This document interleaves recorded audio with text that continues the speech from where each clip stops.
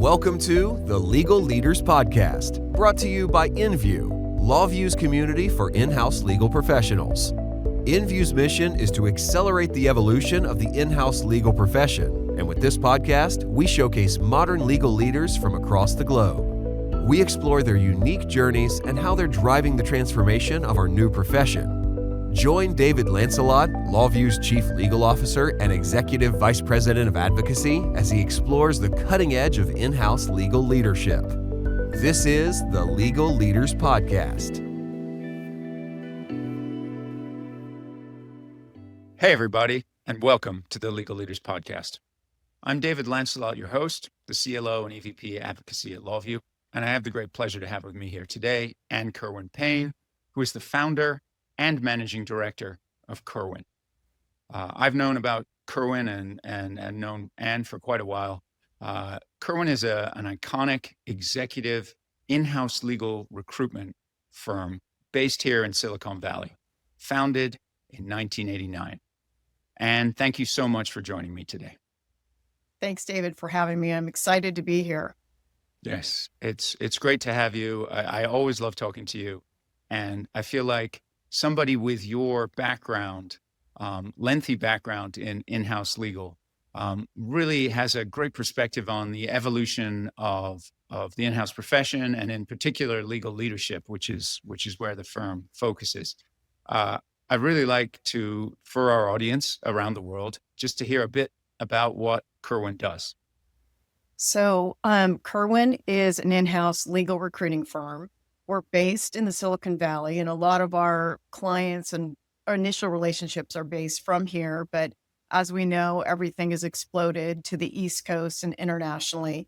So we build in-house legal teams from CLOs, GCs, heads of legals, to legal ops, paralegals. We're specifically focused on probably venture-backed leadership roles and building out public company legal teams, complex hiring problems that we're trying to solve. And then we have been really, we hired a recruiter in legal tech. And I specifically have gotten into a lot of legal ops roles over the years, which I really enjoyed and have followed that market pretty closely. At the same time, I would say that Kerwin has always been really dedicated to the development of candidates' careers. And it's just been, I think it's at the core of who I am. I feel like just it's so important for me. And I've had the opportunity to witness the growth of the careers around the world of individuals I've known. And so counseling, coaching them, working with them is also just kind of near and dear to our hearts here. Awesome. Yeah. And then that's absolutely the vibe I've always got, Anne, is that you really do care about the people involved. It's not just a business. Like you sometimes find, in the recruiting space. Yeah. And you just have this really broad perspective on the evolution of our profession. So that's why I wanted to get you here today.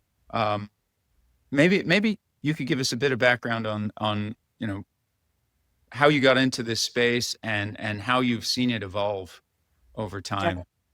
So when I got into this space, I've been at this for a very long time. And when I started recruiting attorneys in the late 80s, early 90s, there wasn't that extensive an in-house legal departments.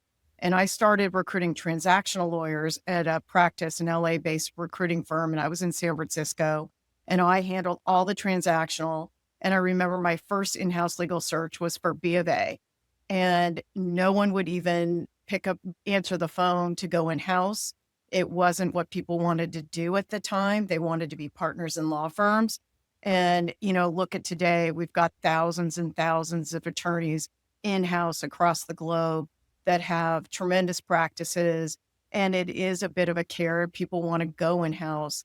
And I have just witnessed that from the very beginning, especially being in Palo Alto in the Silicon Valley, watching the law firms grow here, and then the in-house departments grow here. I would say initially the in-house departments were more law firmish, right? And as they've grown, these lawyers now are just sitting on management teams helping run companies, owning additional functions, strategic advisors, and really just so much expected of them. It's incredible. I really have the opportunity every day to work with these people, and I'm just in awe of what they do. Anyway, that's a little bit of a broad overview of what I've seen. Yeah, yeah. No, and I think that's fascinating. I'm thinking back. I think I was an undergrad when you had already started recruiting for in-house roles. And I think it's amazing, right? Because I'm always trying to go back and back and back, and some Yeah. of the guests I've had, it's sort of a journey we're on to understand the evolution of the profession. But you've seen it literally from the beginning, um, particularly in the tech context, where I think a lot of the sort of being a business leader with legal skills comes from. Right. Yeah. So I think you're really have some great insights. So, um, where do you think the market, if that's the journey from way back to today, where do you think the market is now? I know you've just done a report on, sort of 25 and looking forward to 2026. Where do you think the market is today for So in-house? I think it's important to note, David, that we're coming out of a bit of a rough time. I think in 21 and COVID, we thought, it was really going to go south. But the year after COVID, there was a lot of hiring. It was crazy. And comp was driven up on the in-house market. And then in 22, we really took, a lot of contracting, a lot of layoffs. And this was unlike, I've seen 4 downturns in my career, and usually they last about 18 months. And this was different. The 22 to 25 downturn was longer than 18 months. I talked to people be laid off. I think it'd get better. And then, 2 years later, you're talking to more people that are getting laid off. So it was a very tough time. I do think in the last 6 months, the in-house market has picked up tremendously. I think a lot of these candidates have found new roles. And it's really starting to pick up. It feels a bit on fire. I think the innovation of AI, I think a lot of the restructuring has settled out. Some of these companies need to find talent again. So the hiring has picked up. I would say that for candidates who were laid off a couple of years ago and for whatever reason are still looking for that right opportunity, when I talk to them, David, I feel like it's hard because they're down. They're a little bit depressed and down. And how am I going to get out of this? And I try to cheerlead them a bit that things are getting better and they've got to just stay positive, because I think people will be able to find work in the next 6 months, 9 months, if it continues to do what it's doing now. Right on. Yeah, yeah. No, and I mean, I agree with your assessment, certainly. Um, just from what I see, people who are contacting me, looking for connections, with with uh, with candidates. There appears to be a sort of, like, I don't know what you'd call it, takeoff of the market. Yeah. Um, and not just, not just in Silicon Valley or the US, but also in continental Europe, and Australia and Canada. Yeah. Pretty strong market growth. And it's sort of a ironic thing, but um, the chaos that we're seeing in the legal sector, politically in the United States, is actually driving, I think, some of that growth, Yeah. because there's not only is legal a fundamental part of businesses these days, but you have even more issues to deal with than you did before, and a ton of uncertainty, and you need somebody in the room who can make really, really challenging calls, um, often, with sort of contradictory information from one day to the next. So I think that may be part of what's driving the market too. Certainly from an international trade perspective, I see that a lot. Yeah, Uh, I would agree. I think that it's just, at first, I think the political climate, the beginning of 2025 was tough. And, there were stalls because of the tariffs. it was like you could feel the market wanting to go, and then Yeah. the political overturns are holding everyone back. And, it just kind of stalled the month of February 2025. And then I think once people settled out with the new administration in the summer, they're like, we got to get back to work here. We got to hire some people. And it started to churn. So I think, the other thing is that you've got this in-house ecosystem. You've now got all this venture money going into legal tech. Yeah. And what's happening also is that the legal tech industry is pulling on law firm lawyers. It's pulling on other in-house lawyers. It's pulling on legal ops leaders. So you've got this pull going on that's pulling people away from jobs, and they're needing to hire more on that side to take up what legal tech is taking away. Yeah. So it's pretty fascinating. And it's actually, I think it's really exciting for the legal industry, for these lawyers that maybe didn't go to Harvard, Stanford, top tier, to be able to have to be customer success at a legal tech or a legal engineer, and to have these other avenues to really do something with their career and add value. Yeah. Yeah. No, absolutely. And I've for many years talked about the diversification of the in-house legal profession, or the overall legal profession, right? It used to be, as you said earlier, very much like, I want to make partner. Right. And I think long gone are those days, right? Like, we now have, Yeah. as you said, thousands and thousands of in-house lawyers who have very, very exciting careers, and stock options, et cetera, Yeah, right? exactly. But also, I'm thinking back to maybe 2009 or something like that, where we started seeing in-house a diversification, and the privacy team became its Mhm. own sort of in-house function, right? The Yeah. compliance teams started building out really significant groups of people who were, and now, yeah, well, and then there was operations, legal ops, which is a mixture of, legally qualified and other people who were, in many cases more qualified than lawyers to do the job, I'd say. And now, as you're saying, we have the sort of legal tech explosion, sort of Cambrian explosion of legal technology companies, where Yeah. you have, name your legal tech company. We're in the same position at LawVu. I don't know. I've tried to estimate how many legally trained people we have at LawVu, but it's got to Mm. be at least 20% of the company, right? Like, everybody's trained to be a lawyer, been a lawyer, is what they call a recovering lawyer, these days, et cetera, right? So Yeah. I think, as you say, it's a really exciting time. The only place that I don't see those trends being followed at our law schools. They don't seem to get it yet. But that's for another day. That's for Yeah. another day. I actually wanted to ask you, Anne. So when that downturn occurred after the pandemic, did that also affect legal operations?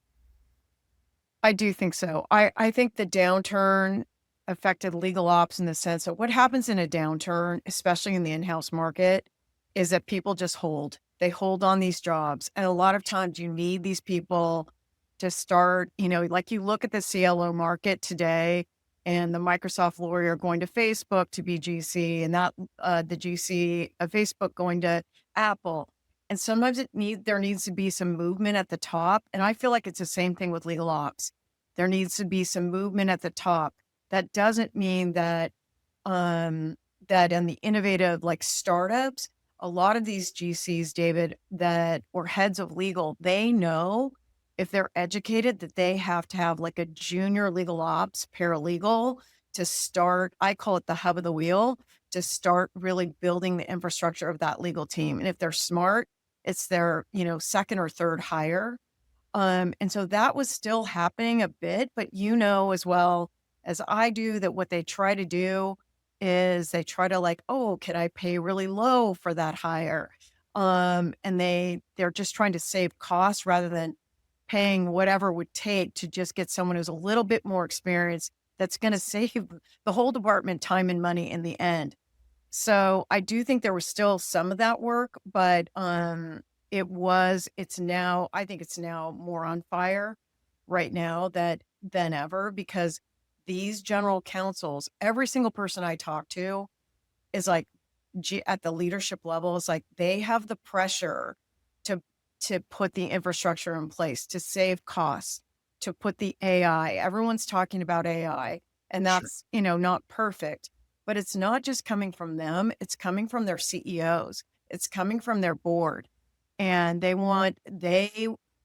look better if they can show metrics that they've saved money, they've implemented systems, because it's not just what they need to do, it's all over the press. So everyone's reading about it because of the money that's been infused in it. So Yep. there's just this added pressure on these people that are legal leaders that already, what do they do in a given day? Assess risks, deal with regulatory issues, build companies. I mean, it's crazy what they're tasked with doing. This is just one more thing. Yes. Yeah, very well said. And I think it's fair to say that a modern and effective legal leader has a strong understanding of sort of what a modern legal function looks like. Yeah. Either they're building one now or they're being brought in to build one, and they have a vision for that, and then they understand that, and the people that hire them understand that having the ability to build a team, build an esprit de corps, rally the team around a vision and a mission is critical, because change is coming, right? And you can't really drive positive change and accelerate a business without that ability to get people to rally around that vision.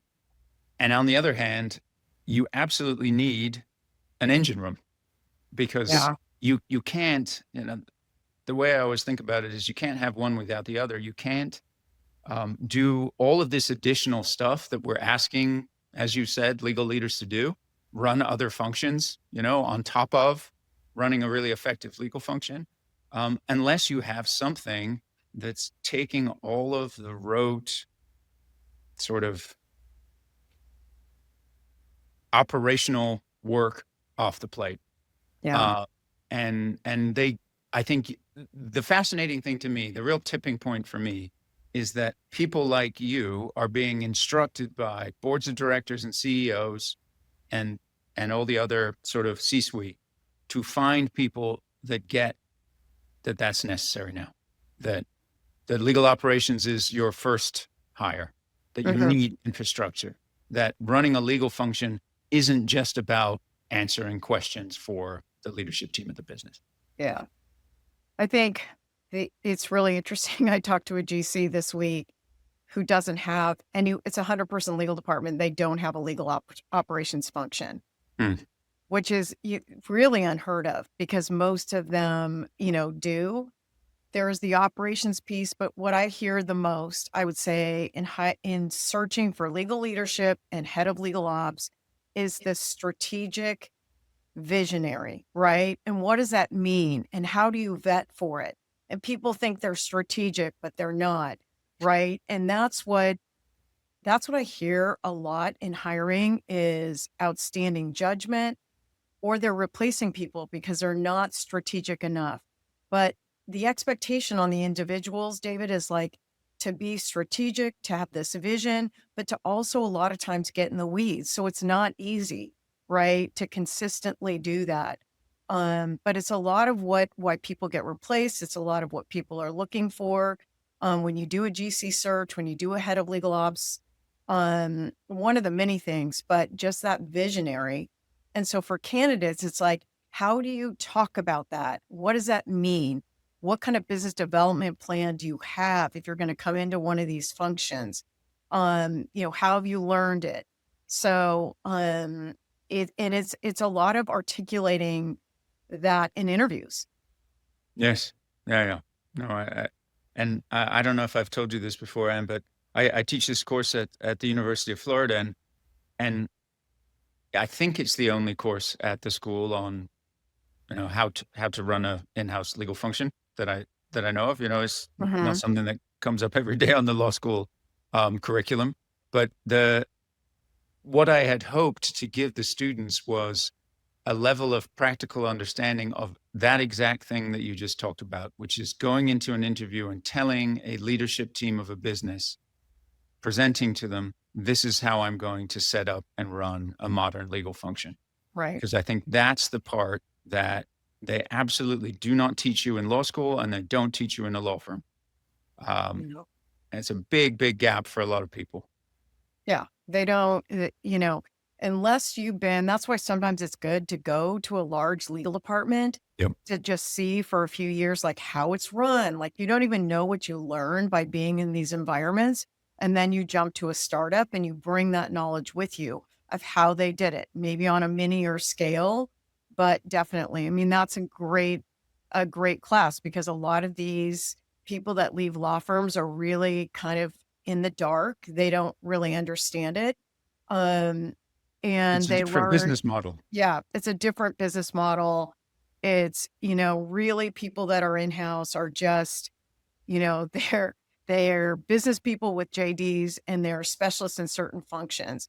And, it's not when these people interview, it's just really important to be able to share what their value add, whether you're interviewing for a legal leadership role or the head of product or a commercial attorney. It's really important to get across your value add, why they need you, what you can do for them, what you've done in your past. Yeah. And a lot of times it's very hard. It's hard for me. It's hard for people to sell themselves. Lawyers aren't trained to sell themselves. Head of legal ops people aren't trained to sell themselves. Really. They're more like operations, like they get stuff done. And a lot of interviewing is that subtle selling of yourself and your value add, whatever it is. And it's a really takes work and it's challenging. But it's so important. It's a big cultural shift. I think it's Mhm. fair to say that it's a big cultural shift to take people out of the law school and law firm environment. And even in, if you're in a really big in-house legal function, it's a big Yeah. shift to go from I'm working hard, I'm getting stuff done. Merit comes from, it's almost this billable hours culture, right? The harder you Yeah. work, the better you are. Mhm. And taking that to your business people actually don't want you to work really late. They want you to get stuff done. They want Right. you to meet strategic business objectives. And that mindset shift can be very challenging. And yeah, I agree with you when you say like going to a larger in-house function can give you some of that if it's the kind of place that is good at sharing that kind of thing, can give you that background. Definitely. I think, when people move in-house, it's a lot of quick twitch, right? You're meeting these business people intellectually. You have to be intellectually curious. You have to get to yes. You have to assess the risk and you have to move on. And there's the mind shift, right? From the law firm. But, many people do it very successfully. Some people don't do it as well.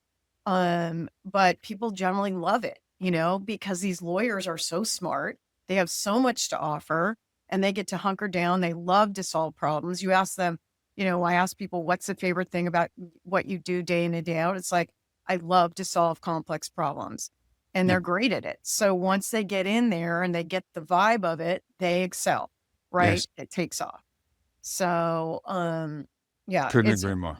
Couldn't agree more. I mean, obviously for me, it's the favorite profession. It's just it's a wonderful job. And I think we as, people who've been in the industry for a little while have an obligation to help, people who are coming into the industry understand like the avenues for success and the complexity of what's going on, particularly with this diversification that's happening at the moment. And I think also the expectations of, leadership, right? If you have a goal of going into legal leadership these days, the expectations are very, very different. We've passed now, I think, a tipping point, in terms of expectations, and I think maybe that's a good segue into sort of the trends that you're seeing, in the industry.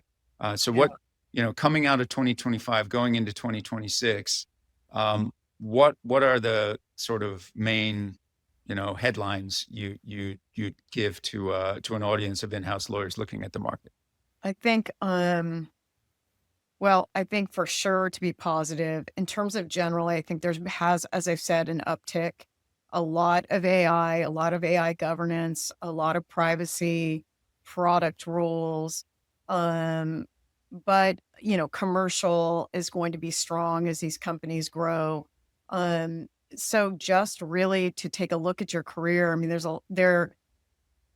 there is a lot going on, even though it's been bad, like try to stay positive. I would say as far as legal leadership, like on the general counsel level, that more than ever, these leaders are doing more. Yesterday I was on the phone with a GC who's also head of legal ops for a 400-person startup. He owns HR, he owns facilities. I'm like, okay, he's managing litigation, he's managing the commercial, he's building his team, so I mean, I think these leaders you look at when you're hiring leadership, it's like you look at the substantive of what they know, like were they a former corporate lawyer, commercial lawyer, what are their strengths? Generally, they can figure anything out. And then you're looking at their soft skills, right? And what do you hear from management teams in terms of what they want? And, for sure, that's outstanding judgment, probably front and center, EQ, smarts, outstanding judgment, strategic visionary. I've touched on the ability to scale in a department, build a team, like a world-class developer of talent. And I think something very important on these legal leaders is someone who brings a following. And what that means is people like working for this person, right? And I don't think that management teams and boards focus enough on that. These people are great at managing up oftentimes, but I recruit for a lot of these people. I hear a lot of what it's like to build out these teams, who's great to work for and who's not. And I think that that's really important. So if you hire someone that is, a name or brings a following who just people love to work for and want to do well for, it's such a positive. So, I think there's going to be a lot more heads of legal for venture back, all these companies getting funded. There has been movement at the public company side, but I think as always, like when you go to look for your candidate and you're looking for that plum late stage, company that's going to go public, there's a lot of competition for it because everyone's gunning for those jobs. So that's always kind of tough. Right on, right on. And Yeah. I think one of the things you said in your recent sort of state of the industry report is a growing preference for what you call tech native legal talent. Explain, what do you mean by tech native legal talent? Okay, well, a couple of things come to mind. So I think someone who has seen a lot of scaling growth at a product-driven tech company is one way I look at it. But the other thing is someone who is also very up to speed on AI. They get it. They talk a certain way. They've been deep in that and they know a lot legally about AI, what it's going to mean and where we are with regulations on AI, every which way, how to use it, et cetera. And I actually have been talking to a lot of candidates. I talked to one GC who like kind of old school GCs like, Anne, I took a year off. I took a course. I've been studying it. I got myself, up to speed on it and I'm ready to go, so, and a lot of people up and down the food chain are doing that, right? Sure. To make sure they're up to speed on it. Yep. Yeah, absolutely. And I'm reminded of a conversation I had just last week with somebody, talking about legal technology. And she came to the table with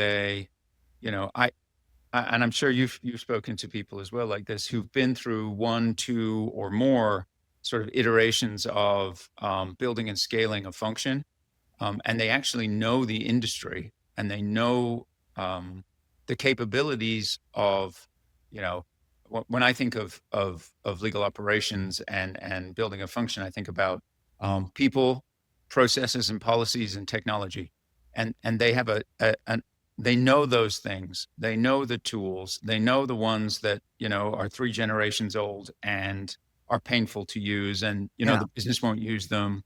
They know the ones that are cutting edge and might be a little bit too cutting edge, that sort of thing. So they come to the table really sophisticated in that way.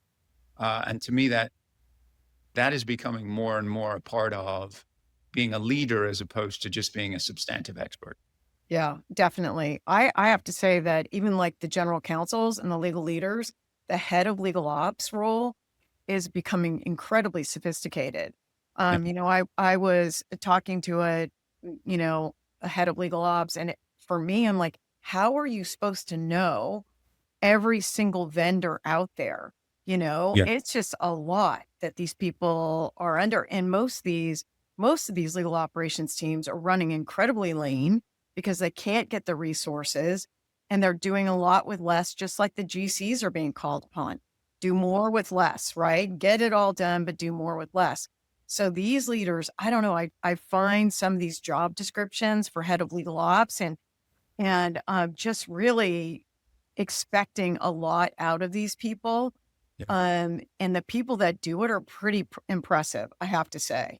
Yes, absolutely. Well, and I think, it was at eBay that I met my first sort of VP level head of legal operations, right? Yeah. At a big American corporation. And I had not experienced that previously. And as you say, it is just a whole different level of the game, Yeah. right? Like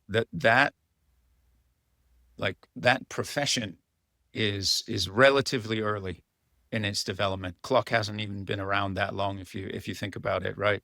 But that development is relatively early in its development, and we are now seeing really, really sophisticated people come into the field. I think there's a pretty small group of them currently, right? There's Right. a larger group of people who've worked in operations and have sort of like around like a penumbra, but then there's a real sort of bullseye of very, very strong legal operations leaders who have a strategic sort of vision, the leadership skills that it takes to build out a function, as well as the technology understanding to do that. And it's almost like they're becoming, sometimes they're the chief of staff, Right. that sort of Yeah. thing. They're getting closer and closer to the general counsel role. They're like the consigliere on the operations side to the GC. Yeah, And they do hold the chief of staff role. One thing I do want to touch upon is, when I think about legal ops, I think about general counsels is just the compensation. And a lot of times what I see in hiring, I'm talking to a client and they're saying, I want all these things. And then I'm like, all right, so what are we going to talk about? What's the compensation band going to look like for this? And a lot of times the comp does not match the demand for talent or the bar for talent. And it's through this process of me and our team kind of going through candidates, educating the client on what people make, that it actually will either change or it won't change, right? And it'll kind of drive what that bar and what that leveling is going to be. But I think it's just interesting how these clients aren't aware of the cost of really hiring a head of legal ops at a certain level or a CLO at a certain level, sure. and what that means. And it's interesting. And so a lot of times it's a consultancy role for us to just let them know, okay, you need to bring the bar down, you need to bring the years down, or you need to pay more, to acquire the talent you need. Yeah. Yeah. Well, and It's interesting. these are roles that, if you're I don't know how to describe it. If you're a business leader who hasn't worked in this context before, right, with a legal function that is modern and scales and actually accelerates your business, I think it can be hard to say there are different roles now. There's a different way of doing this. Yeah. I think that the tipping point that I've seen, though, even in continental Europe, is boards and C-suites hiring for that person, that legal leader who has that understanding, because somehow, and it's always interesting for me to understand how that happened, somehow they've seen somewhere else in business, a business with a legal function that is like that, right? Mhm. And they're like, I want that now. I Mhm. want that now. So I Right. imagine you're getting more and more business leaders coming to you with that sort of expectation. Yeah, they want that. They just have to be educated. What is it going to take, right? Yes. What to solve the problem that you need. Yeah. And the other thing is, you know, it's the resources. You can't just hire the person. They have to have the resources. It's a little bit like the privacy function in Yep. 2018. Everyone's Sure. hiring a chief privacy officer. They're telling these people they're going to give them the resources, but do they? They need the resources to do what they need to do. It's the same with legal ops. It's the same with general counsels. So, Yeah. they No, were, it's it's interesting that you say that. That absolutely aligns with one of my sort of pet peeves is this idea that you would hire a CHRO, yeah, and of course they would have some kind of HR ops person, probably even a team, right? Like yeah, that would just be de facto. And of course they would have budget for Workday, let's say, mhm, right? Which is a very expensive piece of technology, as we all yeah, know, right? right, You'd hire a head of sales, and she would have a head of sales ops, a BDR person, an SDR person, and Salesforce, which is a very expensive piece of technology, right? But then you still have people who would go out and say, well, I need a GC. I want them to do everything on this list of 10,000 things. And I want them to get the legal budget down to like 50% of what it is now, or maybe nothing, because they'll just do all the work themselves, right? yeah, And here's a yellow pad. That's what you guys use, right? Right. So it's this real mindset shift to go from that perspective to the more modern idea that a CEO has a COO, a COO has a team and a ton of technology behind them, right, to get right, that job done. How do we get um, business leaders there? I think that's what you do, yeah. basically, what you're talking about doing. Yeah, you definitely I think legal, I don't know what it is, but it's been slower to the game, right, than Yes. everything else, and we're getting there. We're definitely getting there, and even at the top levels, these CLOs, GCs just, completely exploding and what they do and who they are and being so integral to really a lot of these companies know they can't build a company without the right person in place.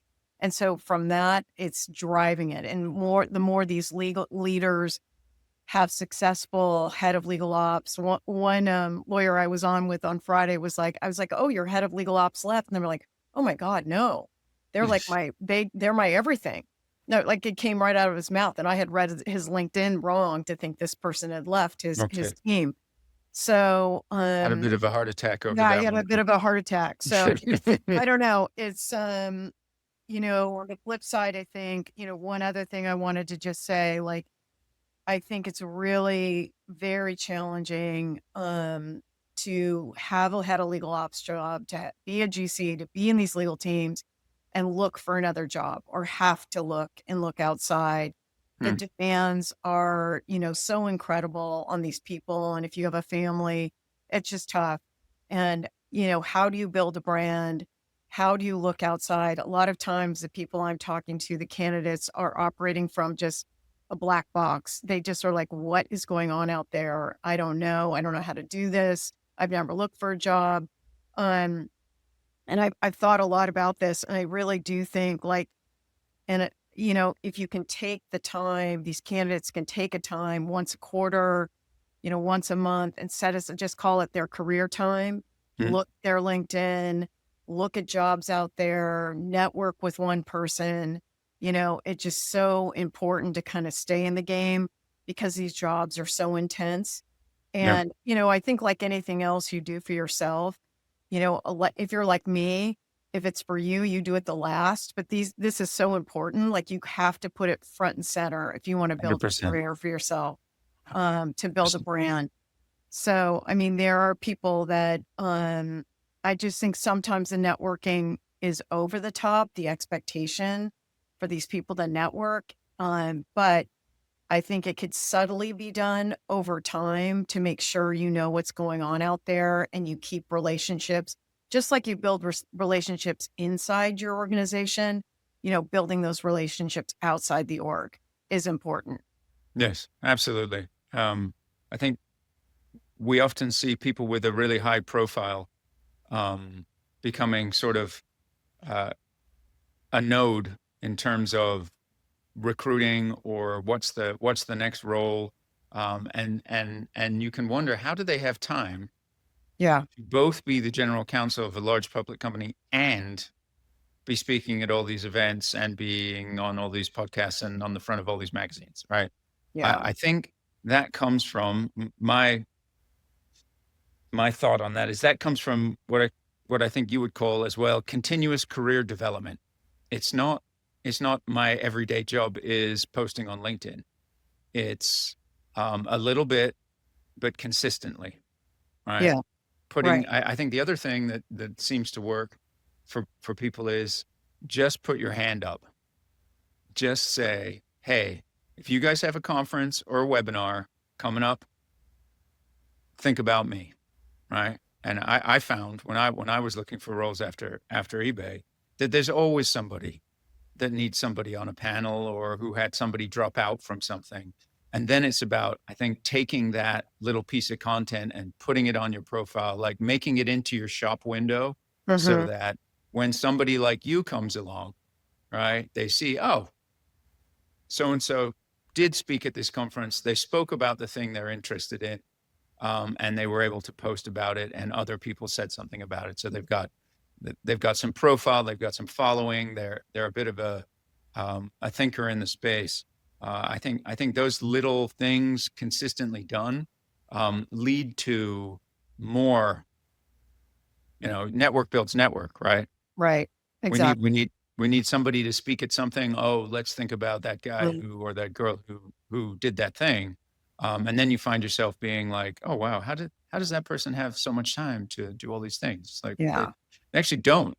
They don't. They don't at all. But I Yeah, think, I think also that you can only do so much, right? If you do a little bit, but I think when you go to, from a search perspective, when you go to look for talent, you're looking, a lot of times we have to look at these companies and who's had to solve some really hard problems.